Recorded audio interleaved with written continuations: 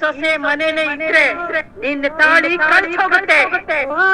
ಸೂರ್ಯ ಹುಟ್ಟಾಗಿಂದ ಹೇಳ್ತಿದ್ದೀನಿ, ಜಾತಕ ಸುಳ್ಳಲ್ಲ, ಭವಿಷ್ಯ ಸುಳ್ಳಲ್ಲ ಅಂತ. ಯಾರು ನನ್ ಮಾತನ್ನೇ ನಂಬ್ತಿಲ್ಲ.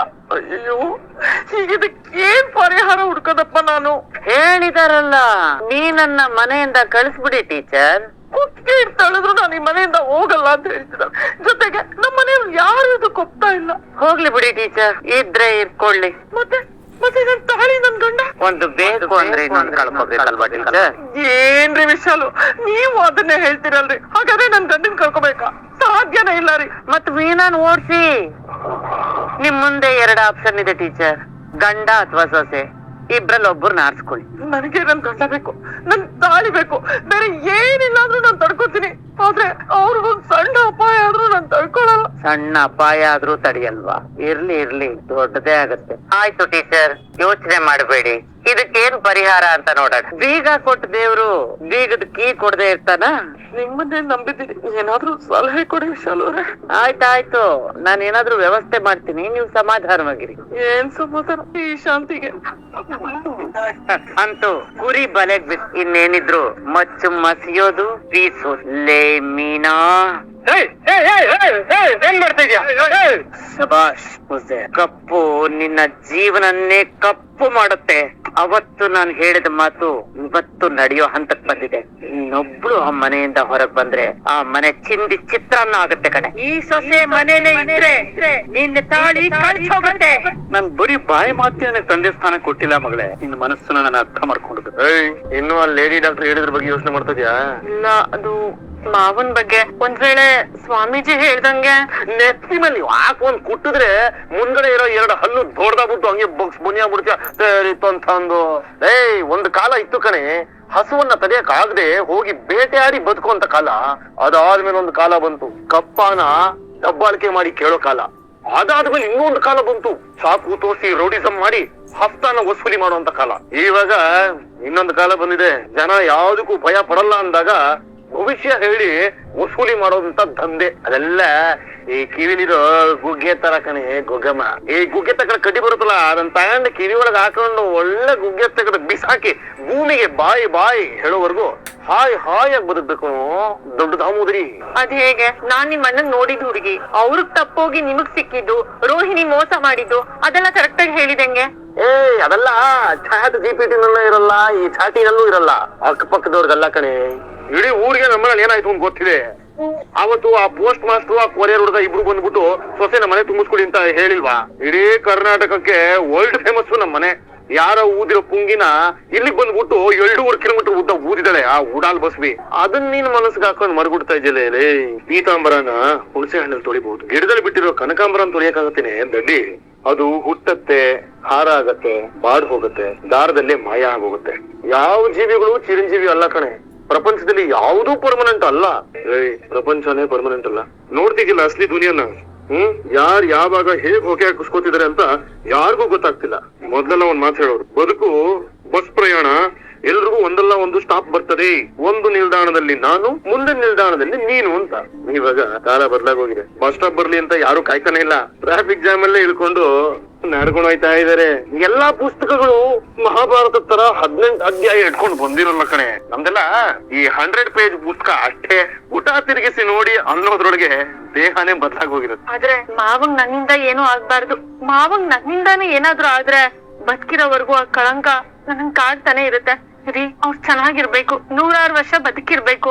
ಈ ಹರಕೆ ಅವ್ರನ್ನ ಕಾಪಾಡತ್ತೆ, ಈ ಬೈಕೆ ಅವ್ರನ್ನ ಸದಾ ಅವ್ರನ್ನ ಪ್ರೀತಿಸೋ ಜೀವಗಳೇ ಅವ್ರ ಜೀವಕ್ಕೆ ಆಧಾರ ಆಗಿರತ್ತೆ. ಅವ್ರ ಆಶೀರ್ವಾದ ನಮ್ಮ ಮೇಲೆ ಇದೆ. ಇನ್ನೂ ದೊಡ್ಡ ಮಟ್ಟಕ್ಕೆ ಬೆಳಿತೀವಿ. 100 ಕಾರ್ ಇಟ್ಕೊಂಡಿರೋ ಓನರ್ ಆಗ್ತೀನಿ. ನೀನು ಅಖಿಲ ಕರ್ನಾಟಕ ಸಂಪಿಗೆ ಹೂಗಳ ರಾಜ್ಕುಮಾರಿ ಬ್ರಾಕೆಟ್ ಅಲ್ಲಿ ರಿಜಿಸ್ಟರ್ಡ್ ಅನ್ನೋ ಬೋರ್ಡ್ ಹಾಕೊಂಡು ಮೆರೆಯೋ ದಿನ ಬರುತ್ತೆ, ನೋಡ್ತಾರೆ. ಇದನ್ನ ನಾನ್ ನಂಬೇಕು. ಅಯ್ಯ ಬೇತಾಳಿ ಅಲ್ವೇಲೆ, ಅವಳು ಯಾವಳೋ ಬಂದು ಹಿಂದೆ ಏನಾದ್ರು ಆಗೋಗಿದೆ ಅಂತ ನಮ್ಮ ಹತ್ರ ಹೇಳ್ಬಿಟ್ರೆ ಅದನ್ನೆಲ್ಲ ನಂಬಿಡ್ತೀಯಾ? ಮುಂದೆ ಈ ತರ ಆಗತ್ತೆ ಅಂತ ನಾನು ನಿನ್ನ ಹತ್ರ ಹೇಳ್ತಾ ಇದೀನಿ, ಅದನ್ನ ನೀನ್ ನಂಬ್ತಾ ಅಲ್ವಲ್ಲ. ಪ್ರಪಂಚದಲ್ಲಿ ಯಾವುದೇ ಜಾತಕ ತೆಗೆದು ನೋಡಿ, ಅದ್ರಲ್ಲಿ ಡೇಟ್ ಆಫ್ ಬರ್ತ್ ಮಾತ್ರ ಇರೋದು. BBMP ವಾರ್ಡ್ ಅಲ್ಲಿ ಮಾತ್ರ ಡೆತ್ ಸರ್ಟಿಫಿಕೇಟ್ ಸಿಗೋದು.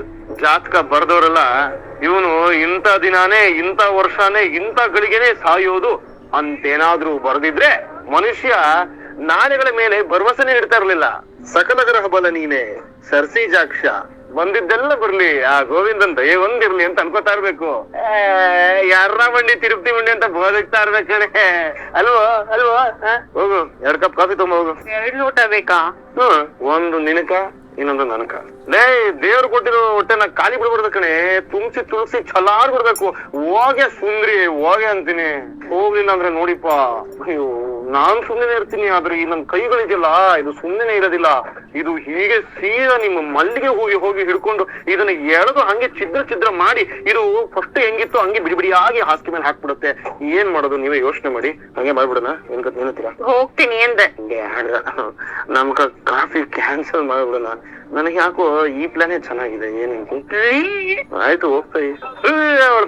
ಬಾಳೆಗೊನೆ ಅಂತಕ ಎಲ್ಲ ಬಂದಂತೆ ಜಾತಕ ಹೇಳ್ಬಿಟ್ಲಂತೆ. ಎಲ್ಲ ಏನೋ ಕೆಂಪಿನ ತಗೊಂಬಂದ್ ಚಡ್ಡಿ ಜೇಬಲ್ ಇಟ್ಕೊಂಡ್ ಹಂಗಾಗೋಯ್ತಲ್ಲ. ಅನ್ಯಾಯವಾಗಿ ಇವ್ರಿಗೆಲ್ಲ ಬುದ್ಧಿ ಹೇಳಿ ಮಾಡನ್ ಬುದ್ಧಾಗಿ ಹೋಗ್ತೀನಿ ನಾನು. ಮಮ್ಮಿ ಅಪ್ಪ ಏನಾಯ್ತು ಅಪ್ಪಂಗೆ? ಎಲ್ಲಿದ್ದಾರೆ ಅವರು? ಹುಷಾರಾಗಿದ್ದಾರೆ? ಅಯ್ಯಾ ಲೊಟ್ಟೆ, ಅದಕ್ಕೆ ನೀನ್ ಗಾಬರಿ ಆಗೋದು. ಅಪ್ಪ ಹೊರಗೋಗಿದ್ದಾರೆ, ಬರ್ತೀನಿ, ಅಮ್ಮಂಗ್ ಗಾಬರಿ ಆಗ್ಬೇಡ ಅಂತ ಹೇಳು ಅಂತ ಹೇಳಿದ್ರು, ಅದಕ್ಕೆ ಬಂದೆ. ಸತ್ಯ, ಸ್ವಲ್ಪ ಸಮಾಧಾನ ಆಯ್ತು. ಏನ್ ಸಮಾಧಾನ ಆಗೋದು ಮಮ್ಮಿ? ಇವತ್ ಬಂದಿದ್ರಲ್ಲ ಲೇಡಿ ಗುರುಜಿ, ಅವರು ನಿನ್ನೆ ನನ್ ಶೋರೂಮ್ಗೆ ಬಂದಿದ್ರು. ಹೇಳ್ತಿಲ್ಲ ಮನೋಜ್ ಅದನ್ನ? ಪಾರ್ಟ್ 1 ಹೇಳಿದ್ದು, ಪಾರ್ಟ್ 2 ಹೇಳಿಲ್ಲ. ಅದು ಬೇರೆ ಇದೆಯಾ? ಏನು ಅದು? ಅದು ಅವ್ರು ನನ್ ಮದ್ವೆ ವಿಷಯ ಹೇಳಿದ್ರು. ಸದ್ಯ ನಿನಗಾದ್ರೂ ಒಳ್ಳೇದನ್ನ ಹೇಳಿದ್ರಲ್ಲ. ಅವ್ರಿಗೆ ಹೇಳಿಸಿನ ಯಾರು ಗೊತ್ತಾ? ಶ್ರವಣ ಬೆಳಗೋಲ್ದವಳೆ ಆಗಿರ್ಲಿ ಕಣೋ, ಬರೋ ಶ್ರಾವಣದಲ್ಲಿ ನಿನಗ್ ಮದ್ವೆ ಮಾಡಿಸ್ಬಿಡ್ತೀನಿ. ಈ ಲೈಫೇ ಚೆನ್ನಾಗಿಲ್ಲಪ್ಪ. ನೀನ್ ಪೂರ ಕೇಳೋದೇ ಇಲ್ಲ, ನೀನು ಮಧ್ಯೆ ಮಾತಾಡ್ಬಿಡ್ತೀಯ. ಆಯ್ತು ಹೇಳಪ್ಪ. ಅದು ನೀನ್ ಏನ್ ಬೇಕಾದ್ರೂ ಮಾಡ್ಕೊ, ಮತ್ತೆ ಮನೆಗೆ ಸೊಸೆಯಾಗಿ ಬರೋದು ರೋಹಿಣಿ ಚಿನ್ನೋನೆ. ಮೊದ್ಲೇ ನಾನಿಲ್ಲಿ ಗೋಳಾಡ್ತಿದ್ದೀನಿ, ಮತ್ತೆ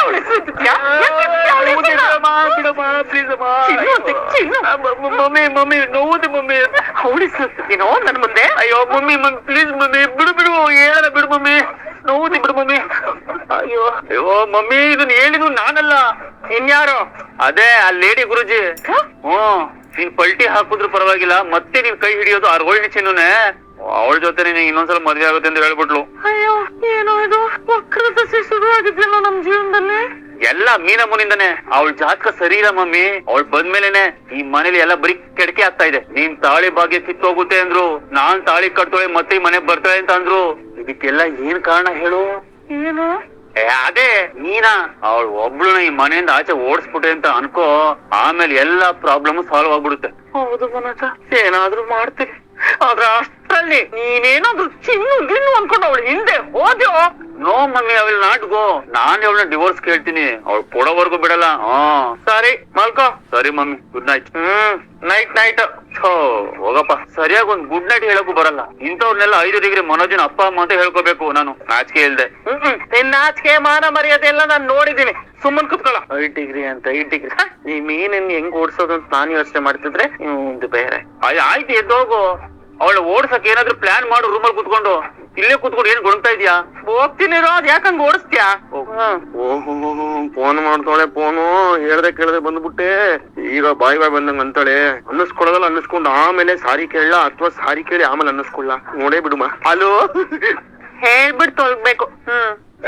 ಅದು 101 ಕ್ಷಮೆಗಳು, ಹಂಗೆ 1-2 ದೀರ್ಘದಂಡ ನಮಸ್ಕಾರಗಳು. ಅದು ಬಂದ್ಬಿಟ್ಟು ಒಂದು ಎಮರ್ಜೆನ್ಸಿ ಕೆಲ್ಸ ಇತ್ತು, ಅದಕ್ಕೆ ನೀನು ಹೇಳ್ದೆ ಕೇಳದೆ ಹಂಗೆ ಬಂದ್ಬಿಟ್ಟೆ. ಆದಷ್ಟು ಬೇಗ ಮನೆಗೆ ಬಂದ್ಬಿಡ್ತೀನಮ್ಮ. ನಾನ್ ಮನೆಗೆ ಬಂದ ತಕ್ಷಣ ನೀನ್ ಜುಟ್ಟೆಲ್ಲ ಕೆದ್ರಕೊಂಡು 1-2 ಏಟ್ ಹೊಡೆದ್ಬಿಡು. ನಾನು ಓಡಿಸ್ಕೊಂಡು ಆಮೇಲೆ ಮನೆಗೆ ಹೋಗ್ಬಿಡ್ತೀನಿ. ಸಾರಿ ಆಯ್ತು. ಲೇಟ್ ಆಗುತ್ತೆ ಬರೋದು? ಏನಿಲ್ಲಮ್ಮ, 1-2-3-4 ಗಂಟೆಗಳಷ್ಟೇ. ನೀನೊಂದ್ ಕೆಲ್ಸ ಮಾಡು, ನೀನು ಆದಷ್ಟು ಬೇಗ ಬಿದ್ಕೊಂಡು ಕನಸು ಕಾಣು. ಆ ಕನಸಲ್ಲಿ ನಾನು ಬರ್ತೀನಿ, ಆಗ್ಬೋದೇ? ಬಾಯ್. ಇಷ್ಟೊತ್ತಿಗೆ ಈ ರೋಡಲ್ಲಿ ಆಟಗಳು ಸಿಗೋದಿಲ್ಲ. ಏನ್ ತರ ಮನೆಗೆ ಹೋಗೋಣ ಅಂತ ಹೇಳಿ ಕಾರ್ನ ಮಧ್ಯದಲ್ಲೇ ನಿಲ್ಸಿ ಐಸ್ ಕ್ರೀಮ್ ಕುಡಿಸ್ತಾ ಇರೋದು? ಏನಿಲ್ಲ, ಐಸ್ ಕ್ರೀಮ್ ತಿನ್ಬೇಕನ್ಸ್ತು, ಹಾಗೆ ಸ್ವಲ್ಪ ಹೊತ್ತು ಹೊರಗಿರ್ಬೇಕು ಅಂತ ಅನಿಸ್ತು. ಓಹೋ, ಮತ್ತೆ ಏನ್ ಸಮಾಚಾರ? ನಂದೇನಿರುತ್ತೆ ತರ? ಏನಾದ್ರು ಹೇಳು. ಮನೆ, ಅಮ್ಮ, ಅಕ್ಕಂದ್ರು ಏನಾದ್ರು ಕೇಳೋಣ. ಬೇಡ ತರ. ಪುಣ್ಯಕೋಟಿ, ಪಂಚತಂತ್ರ, ಬಡತನ, ಈ 3 ಸ್ಟೋರಿಗಳನ್ನ ಕೇಳೋದಕ್ ಚೆನ್ನ, ಫೀಲ್ ಮಾಡೋದಕ್ಕಾಗಲ್ಲ. ಓ ಹೇಗೆ? ಏನ್ ಹೇಗೆ? ಹುಲಿ ಬಂದು ಮುಂದೆ ನಿಂತ್ಕೊಂಡ್ರೆ ಪರ್ಮಿಷನ್ ಹಾಕೊಂಡು ಕರು ನೋಡಕ್ಕಾಗತ್ತಾ? ಅಂತ ಪುಣ್ಯಕೋಟಿ ಕಥೆಗಳು ನಮ್ ಜೀವನದಲ್ಲಿ ನಡೆಯತ್ತಾ? ಕರೆಕ್ಟ್, ನಡೆಯಲ್ಲ. ನಾವು ಅಂತ ಹುಲಿಗಳಿಂದ ತಪ್ಪಿಸ್ಕೊಂಡೇ ಓಡಾಡ್ತಾ ಇರ್ಬೇಕು, ಎದುರಾಕೋಬಾರ್ದು. ಅಂತ ಹುಲಿಗಳು ಯಾವ್ದಪ್ಪ ನೀನ್ ತಪ್ಪಿಸ್ಕೊಳ್ಳೋ ಅಂತದ್ದು? ಅದೆಲ್ಲ ಬೇಡ ಬಿಡುತ್ತಾರ. ಮಾತಾಡಕ್ ಮ್ಯಾಟ್ರ್ ಇಲ್ಲ, ಅನ್ಯಾಯವಾಗಿ ಕೊಲೆ ಆಗ್ಬೇಡ, ಮಾತಾಡು. ಮಾತಾಡು. ಅದ್ ಯಾವ ಹುಲಿ ಯಾಕೆ ತಪ್ಪಿಸ್ಕೊಂಡ್ ಓಡಾಡ್ತಿದ್ಯಾ? ಸರ, ನಮ್ ಲೈಫ್ ಅಲ್ಲಿ ಹುಲಿ ಅಂದ್ರೆ ಬಡತನ. Ration, water, current, cable, rent, scent ಅಂತ ತಿಂಗಳಲ್ಲಿ ಬರೋ ಸಂಬಳನ ಒಂದೇ ದಿನದಲ್ಲಿ ಖಾಲಿ ಮಾಡ್ಬಿಡ್ತೀವಿ. ಇನ್ 29 ದಿನ ಯಾರಿಗೂ ಜ್ವರ ಬರದೆ ಇರ್ಲಿ, ಯಾವ ಮೆಡಿಕಲ್ ಶಾಪ್ ಮುಂದೆನು ನಮ್ ಬೈಕು ನಿಲ್ದೇ ಇರ್ಲಿ ಅಂತ ತಪ್ಪಿಸ್ಕೊಂಡು ಓಡಾಡ್ತೀವಿ. ಗುಡ್. ಬಟ್ ಕೃಷ್ಣನ್ ಹತ್ರ ಹೋಗಿದ್ ಕುಚೇಲನ್ ಕತೆ ಗೊತ್ತಾ ನಿನ್ಗೆ? ಅಕಸ್ಮಾತ್ ನಿಂಗೂ ಅಂತ ಅದೃಷ್ಟ ಬಂದ್ರೆ? ಎಂತ ಅದೃಷ್ಟ? ಸಡನ್ ಆಗಿ ಶ್ರೀಮಂತ ಆಗೋದು. ನೀನ್ ಕೆಲ್ಸ ಮಾಡೋ ಕಂಪನಿಗೆ ಓನರ್ ಆಗೋಂತ ಸಂದರ್ಭ ಬಂದ್ರೆ?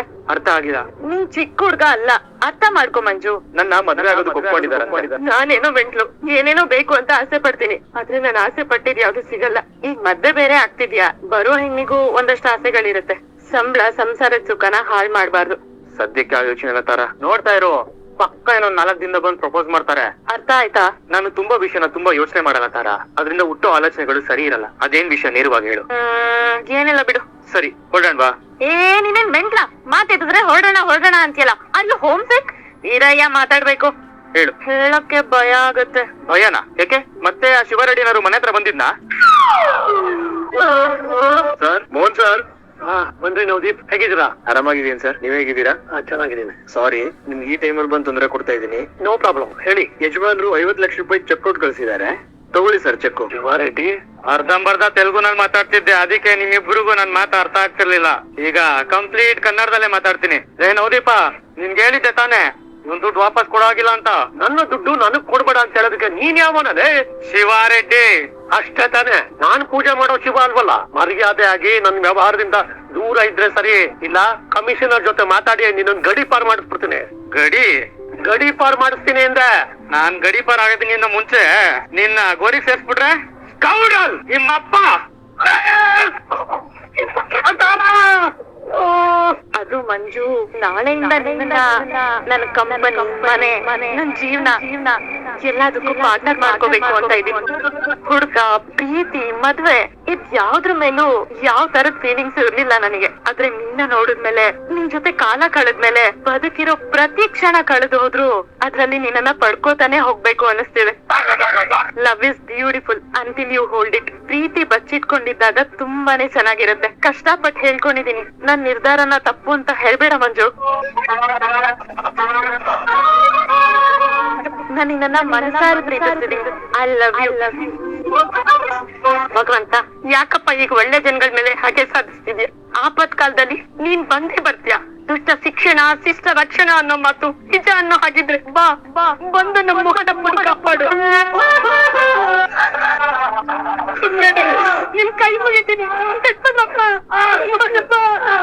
ಬಾರಪ್ಪ. ನೀನ್ ಯಾರೋ ಏನೋ ಗೊತ್ತಿಲ್ಲ, ದಯವಿಟ್ಟು ಮೋಹನಪ್ಪನ್ ಕಾಪಾಡಪ್ಪ. ಸರ್, ಯಾರ್ ಸರ್ ಇವರೆಲ್ಲ? ಕರ್ನೂಲ್ ರೌಡಿಗಳು ನನ್ನ ಅವರಕ್ಕೆ ತಲೆ ಹಾಕಿದಾರೆ. ನಾನು ಯಾರು ಸಾಲ ಕೊಟ್ಟಿದ್ದೀನೋ ಅವರಿಂದ ದುಡ್ಡು ಬರ್ದೇ ಇರಂಗ್ ಮಾಡ್ತಾ ಇದಾರೆ. ಯಾಕು ಕರ್ನೂಲ್ ಹೆಂಗಿದೆ ಮೈಗೆ? ನಾಕೆ ಮಾಯಿಂದಿ ನೈನಾ ಬಾಗುಲ್ ನಾನು ಇಷ್ಟೊತ್ತು ಬಾಗುಲ್ ನಾವು ನೈನಾ ಅಂತೆ.